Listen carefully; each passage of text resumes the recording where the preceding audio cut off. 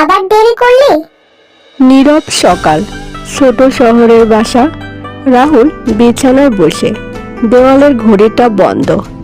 যেদিন ঘড়ি থেমে যায় সেই দিন সময়ের শব্দ শোনা যায় না। স্কুলের রাস্তায় সবাই স্কুলে ঢুকছে, রাহুল দৌড়ে আসছে। বন্ধু বলে, আবার দেরি করলি? রাহুল চুপ থাকে। সন্ধ্যায় দাদু পুরনো ঘড়ি ঠিক করছেন। রাহুল, দাদু, সময় কি সত্যিই পালিয়ে যায়? দাদু হাসে। দাদু ঘড়িটা চালু করেন। দাদু, সময় পালায় না রে, আমরাই তাকে অবহেলা করি। ঘড়ির টিকটক শব্দ শুরু হয়। পরের দিন সকালে রাহুল সময় মতো ঘুম থেকে ওঠে, হাসি মুখে। যে সময়কে সম্মান করে, সময়ও তাকে আপন করে নেয়। সূর্যের আলোয় চলমান ঘড়ি।